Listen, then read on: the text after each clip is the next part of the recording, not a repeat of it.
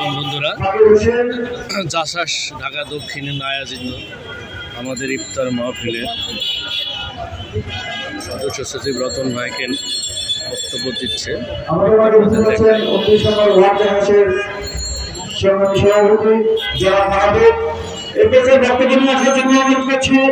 জাসাস কেন্দ্র কমিটির সংগ্রামী সদস্য সচিব জনাব জাকির হোসেন নগর, জনাব জাকির হোসেন নগর।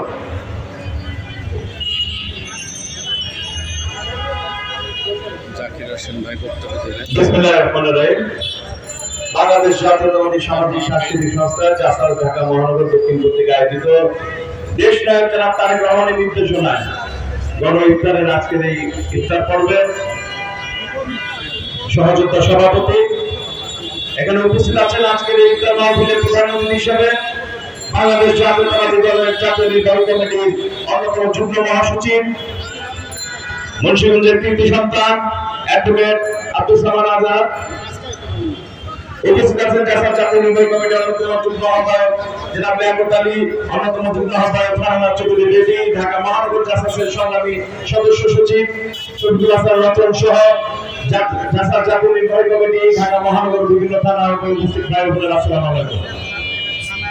বন্ধুগণ, আজকের এই ইফতার মাহফিল আমরা যেভাবে করতে যাচ্ছি এটা সম্পূর্ণ নির্দেশনা দেশ নায়ক জনাব তারেক রহমানের, যে সাধারণ মানুষের সাথে যদি আমাদের ইফতারের কোনো অনুষ্ঠান করতে হয় সেটা এমন ভাবে করতে হবে যাতে সেখানে আপামর সাধারণ মানুষ সহ আমরা একসাথে ইফতার করতে পারি।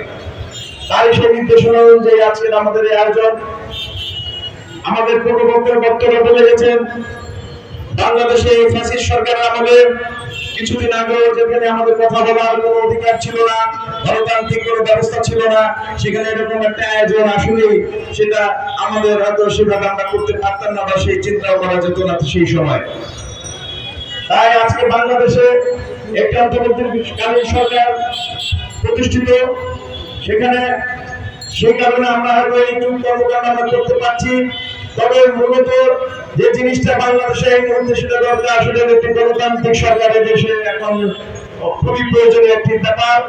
এবং আমরা আশা করব সেই গত 16-17 বছর যাবৎ বিএনপির নেতৃত্বে যে বিরোধী আন্দোলন এবং সর্বশেষ জুলাই আগস্টের ছাত্র বিপ্লব, ছাত্র জনতা যে বিপ্লবের মাধ্যমে যে স্বৈরাচারের পতন, তারপরে এই দেশে একটি গণতান্ত্রিক সরকার প্রয়োজন।